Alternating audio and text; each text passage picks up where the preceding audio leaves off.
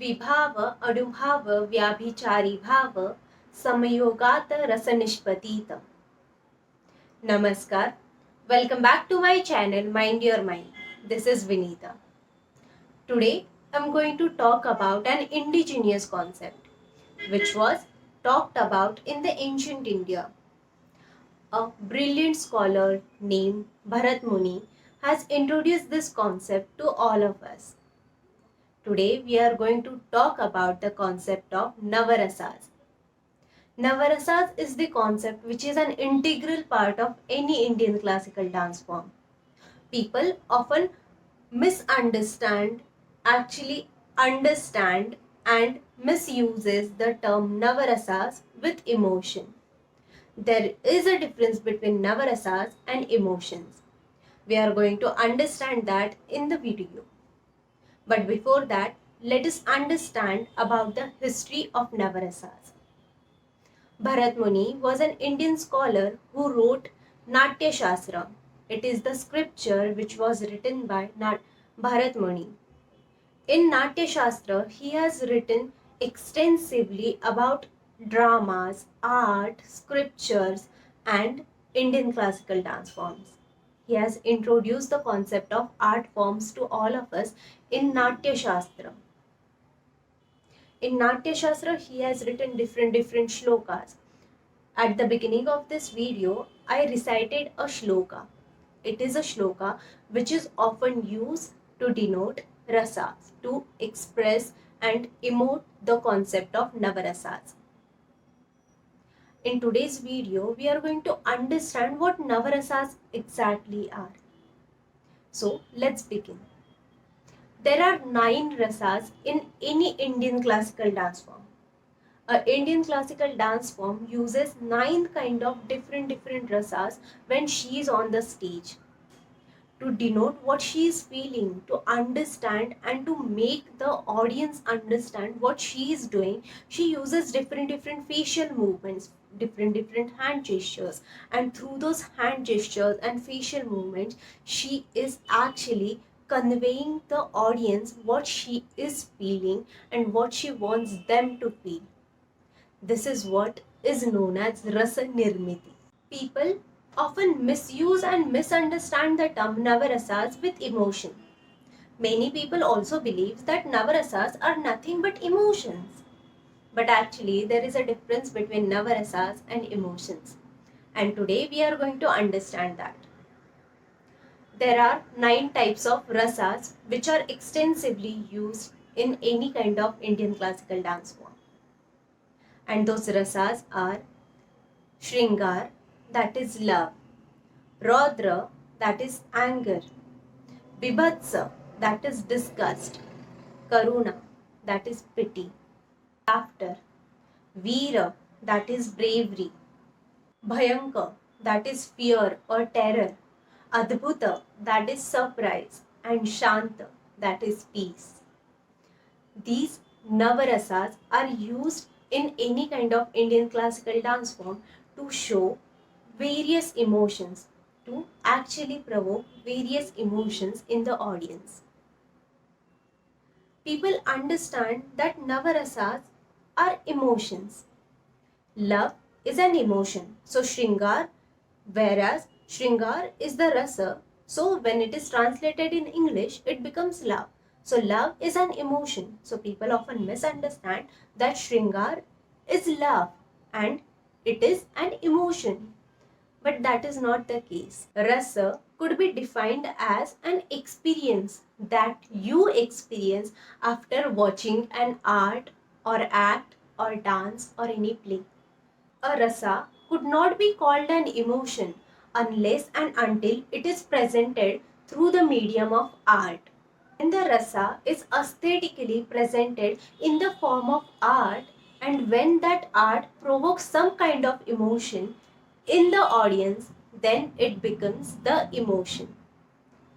Let's take an example over here to explain this concept. You must have felt fearful many times in your life before.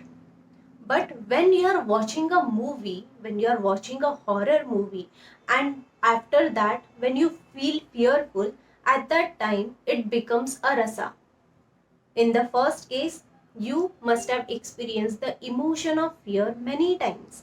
But in the second case, while you were watching the horror movie, the emotion that got created in your mind, in your heart, it is known as rasa or emotion.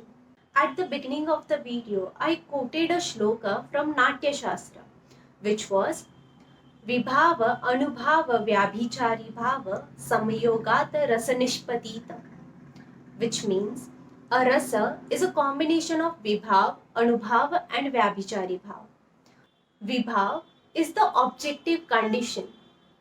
Anubhav is the bodily expressions, and Vyabhichari Bhava, that is surrounding or transient emotion. Let's understand the concept of Vibhav, Anubhav and Vyabhichari Bhav with an example.